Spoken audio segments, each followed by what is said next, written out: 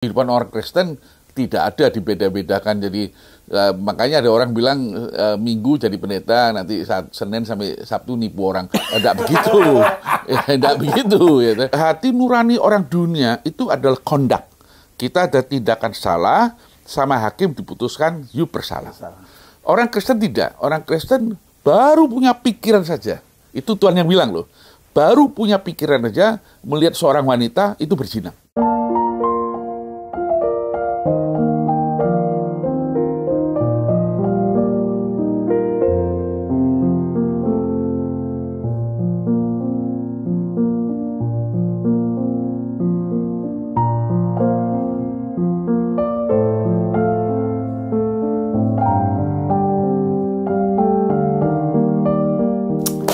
Merdeka. Selamat datang dalam program kita Kamu Hebat. Dan saudaraku yang kasih dalam Tuhan, kamu hebat. Nah, persoalannya ada banyak orang selalu bilang kamu lemah, kamu tidak berdaya, kamu nggak punya apa-apa. Tetapi dari program ini saya hanya mau ingatkan buat setiap saudara sekalian bahwa kamu hebat. Kenapa kamu hebat? Karena di dalam diri kita ada kasih Tuhan. Di dalam diri kita ada penjagaan Tuhan.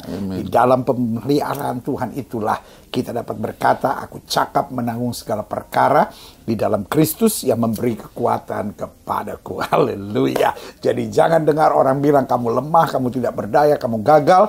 Kuatkan hati saudara karena ada Tuhan. Aku cakap menanggung segala perkara. Haleluya. Hari ini bersama dengan saya ada seorang hebat yang diberikan karunia, sudah pasti kenal karena beliau adalah seorang pengusaha yang terkenal dan dipercaya Tuhan untuk mengendalikan Mayapada, grup yang luar biasa. Tapi hari ini rasanya kita nggak bahas soal itu, saudara, karena untuk itu ada banyak referensi, ya kan? Saudara bisa lihat banyak hal tentang tokoh kita kali ini, orang hebat yang akan kita wawancarai. Tetapi hari ini justru yang menarik perhatian saya, karena beliau sedang mempersiapkan buku. Dan buku ini yaitu Menjawab Panggilan Tuhan. Dan buku ini berisi kupasan tentang Alkitab. Jadi karena itu kita akan jumpai hambanya yang terkasih, Profesor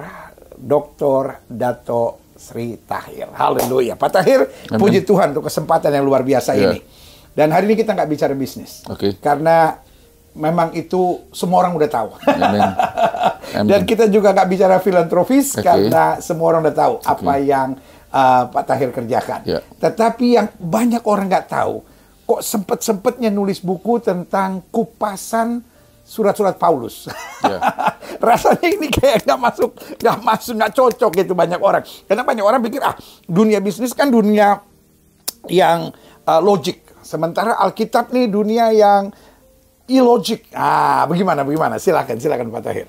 Ya, buku itu sebetulnya membahas 2 Korintus. Ya.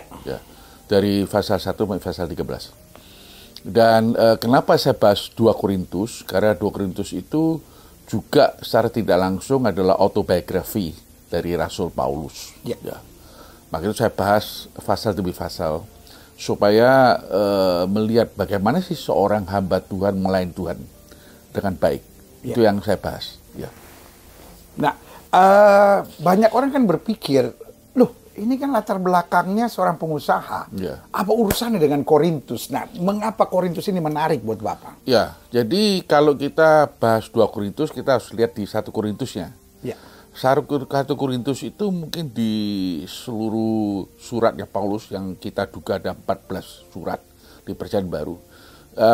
Korintus itu ada sebuah gereja yang semua kebobrokan, semua dosa yang manusia mengerti, itu semua dicantumkan di 1 Korintus. Itu gereja yang bobrok. Dan untuk itu Paulus menegur dengan keras ya. Kita lihat dari 1 Korintus pasal 1 kalau usah sampai pasal 16 ya. Pasal 15 ada cerita soal kebangkitan Tuhan Yesus Kristus. Tetapi setelah Paulus tegur gereja Korintus, ternyata Paulus merasa suratnya mungkin terlalu keras. Sehingga dia khawatir bahwa jemaat itu jatuh oleh teguran. Tetapi Titus kembali dengan suatu kabar baik. Bahwa khususnya seorang saudara yang tadinya berjinak dengan ibu tirinya telah bertobat. dan sukacita yang Paulus terima. Sehingga Paulus menjawab dengan 2 Korintus itu. Dia juga cerita, yang bagi saya waktu saya baca 2 Korintus, saya ada beberapa hal yang menarik saya. Satu, kenapa hanya seorang kaum saleh yang berjinak itu menjadi beban dari hatinya Paulus. Paulus terus berdoa supaya dia bertobat. Tapi memang kita tahu bahwa di 1 Korintus semua ada ya. Perpecahan, ya, lalu berhala, berjinak, lalu saling menggugat, menuntut, ya, lalu di pemecah roti, yang kaya, yang miskin itu beda sekali, dan banyak hal. Ya. Lalu mulai pasal 12 mulai Paulus membahas soal kasih karunia.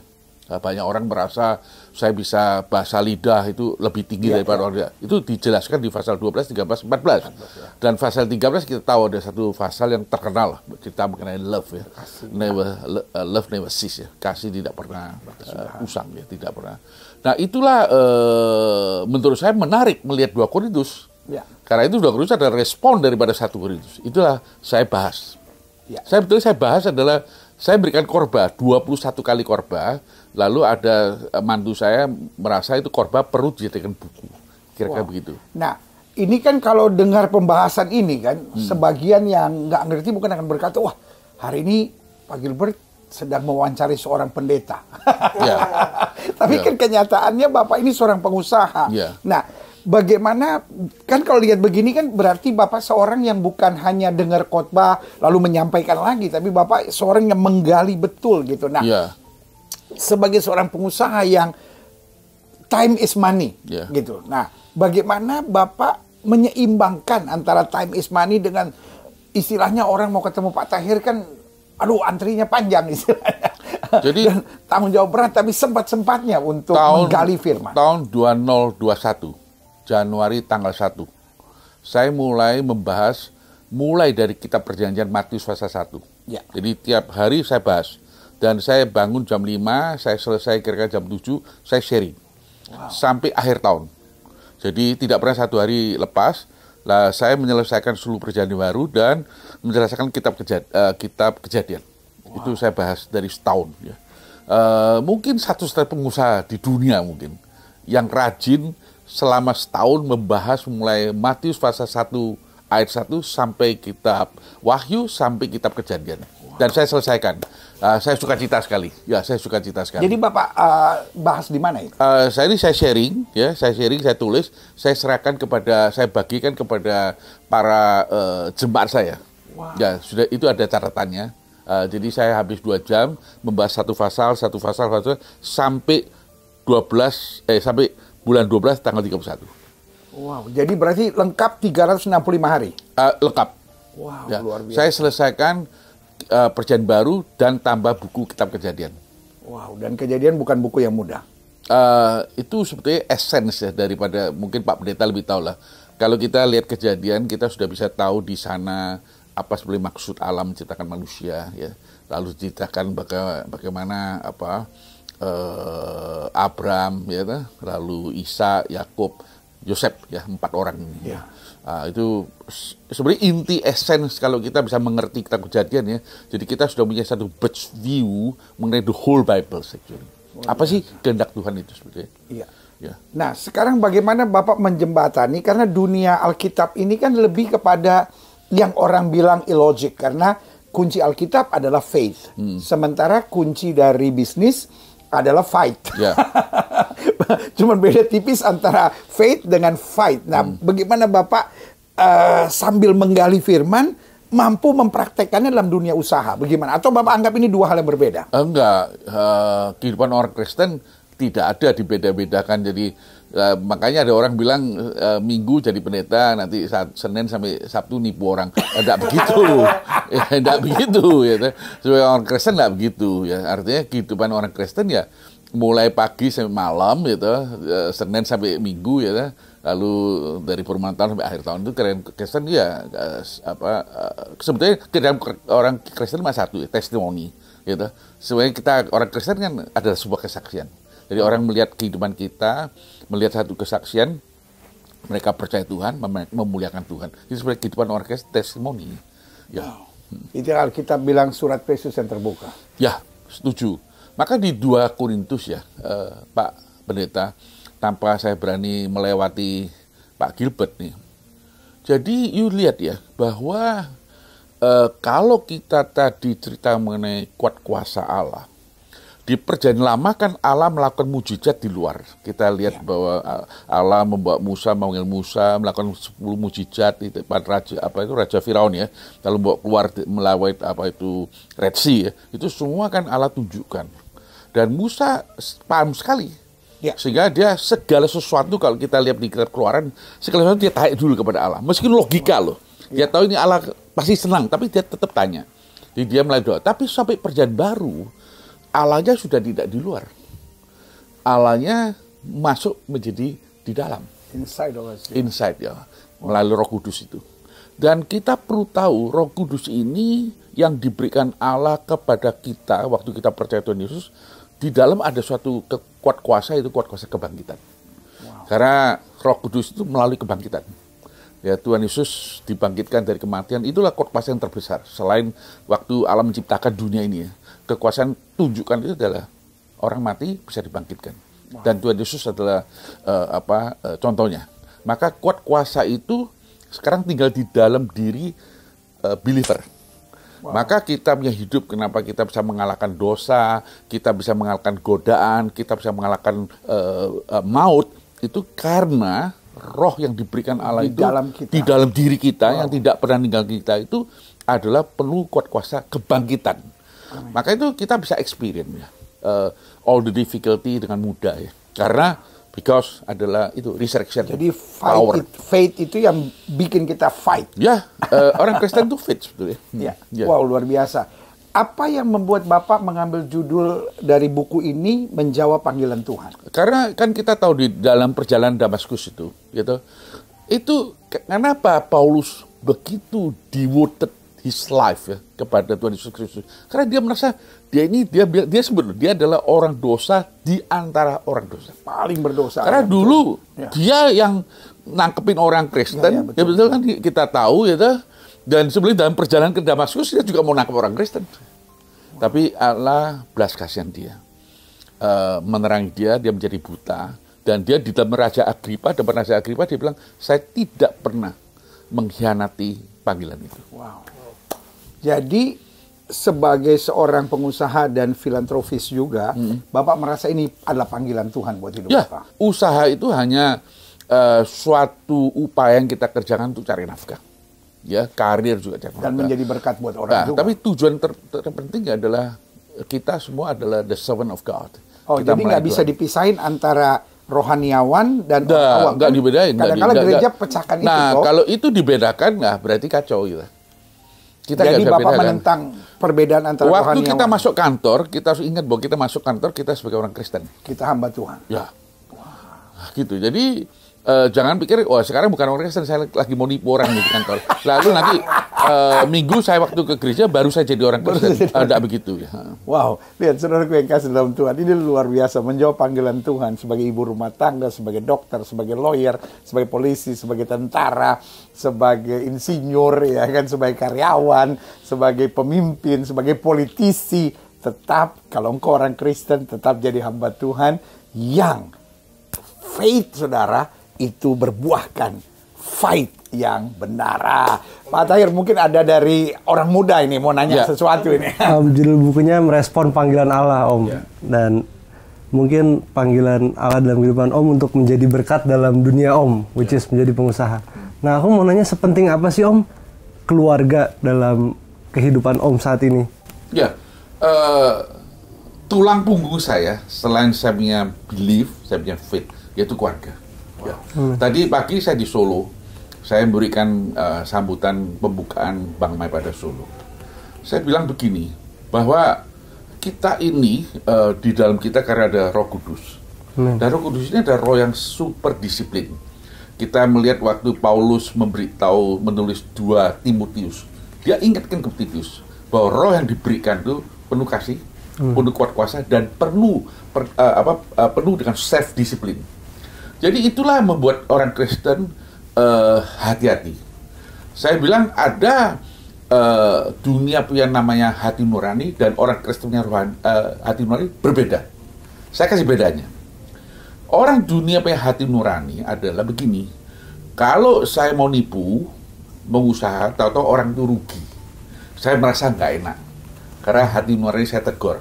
Orang Kristen tidak demikian. Orang Kristen adalah lebih tinggi. Saya punya pikiran untuk menipu orang, itu saya ditegur. Wow. Jadi hati nurani orang dunia itu adalah conduct. Kita ada tindakan salah, sama hakim diputuskan you bersalah. Orang Kristen tidak. Orang Kristen baru punya pikiran saja. Itu Tuhan yang bilang loh. Baru punya pikiran saja melihat seorang wanita itu berzina. Jadi hati nurani orang Kristen jauh levelnya lebih tinggi dari hati nurani orang dunia. Itulah mahalnya. Kalau dalam kesibukan Om, bagaimana Om bisa spend time dengan keluarga Om? Dengan good. Ya, keluarga itu umur saya. Saya harus bicara umur saya. Jadi status saya sekarang adalah begini. Saya adalah seorang ayah, seorang suami, dan seorang kakek. Kebetulan ibu saya masih hidup, jadi saya status masih sebagai seorang anak. Ini keluarga. Tiap status ada tanggung jawabnya. Jadi misalnya saya sama istri saya udah nikah 48 tahun. Wow. Jadi saya punya confidence, punya kepercayaan sekarang nih, bahwa saya tidak mungkin bisa digoda lagi sama orang. Saya tidak mungkin lagi mempunyai ingatan atau mempunyai kemauan untuk cari aneh-aneh. Itu keyakinan saya terhadap istri. Terhadap anak, saya harus punya tanggung jawab, teladan, panutan yang saya tinggalkan kepada anak-anak saya. Bukan hanya ajaran, tapi panutan. Misalnya saya bangun pagi, saya kerja rajin, saya kerja keras. Sehingga anak lihat, wah, bapaknya aja kerja keras begini, anaknya nggak bisa. Gitu. Kerja benar, saya nggak ngajar anak untuk nipu orang, untuk nipu sini, nipu saya nggak mau. Saya tinggalkan teladan. Kepada ibu saya masih ada kesempatan untuk mengabdi. Saya perbaiki pengadaan saya terhadap ibu saya. Saya perbaiki. Jadi hal-hal inilah menjadi satu kesatuan keluarga. Tidak bisa pisahkan. Kalau kita bicara keluarga, bukan artinya saya ke kantor, keluarga itu di rumah. Enggak. Keluarga is my life. Adalah part of my konstitusi. Jadi pembentukan Tahir ini di dalamnya ada keluarga. Wow. Dan salah satu lagi yang membentuk Om Tahir kan pastinya Om Tahir sempat diproses gitu Om. Pasti. Nah, Om pernah nggak Om merasakan putus asa gitu? Putus asa itu you harus anggap itu adalah seketika aja. Jangan menjadikan suatu pembentukan. Ya, kita bisa capek itu seketika. Artinya kita adjust, kita tidur lebih lamaan, kita capeknya hilang. Kecewa, putus asa terhadap situasi, kita harus anggap bahwa itu satu proses yang sifatnya sementara. Tidak boleh menjadi suatu bagian daripada hidup kita. Saya ambil contoh yang paling gampang. Banyak staf saya datang ke tempat saya, dia bilang, saya lagi stres. Saya perlu cuti. Lalu saya bilang, bagus, you ikut saya dulu deh. Ikut saya ajak ke jendela, saya kasih lihat tukang ojek di bawah. Saya bilang, itu tukang ojek ya, dia nggak pernah kecewa. Dia nggak pernah stres. Karena apa? Dia hanya tahu satu, kalau pagi dia tidak tarik kendaraan, malam itu bayinya nggak ada makan. Maka kecewa, stres itu miliknya terlalu luxurious, terlalu mewah. Iya betul. Kecewa, stres. Tanya tukang ojek itu, dia pernah stres ya? Dia kalau nggak narik, gitu, hari itu dia nggak dapat uang 300.000, bayinya nggak bisa makan. Betul. Exactly. Jadi kalau bisa di list gitu, what makes you happy Om? Ya. Mungkin kan banyak orang melihat Om Tahir udah ada semuanya. Tergantung umur ya. Kalau saya umur 70, yang sekarang selain keluarga, selain anak, situasi atau usaha, yang terpenting saya lagi persiapkan rapor untuk menghadap Sang Pencipta.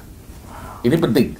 Nah, rapor itu saya kan lulusan UGM, S3. Kalau nggak salah 3,96 saya IPK. Wow. Ya, waktu saya master 4. Jadi sekarang saya punya rapor, bukan rapor itu. Rapor bertemu dengan Sang Pencipta. Rapor saya harus bagus. Ya, kalau tidak bagus ya sekarang saya masih kesempatan ya saya bertobat.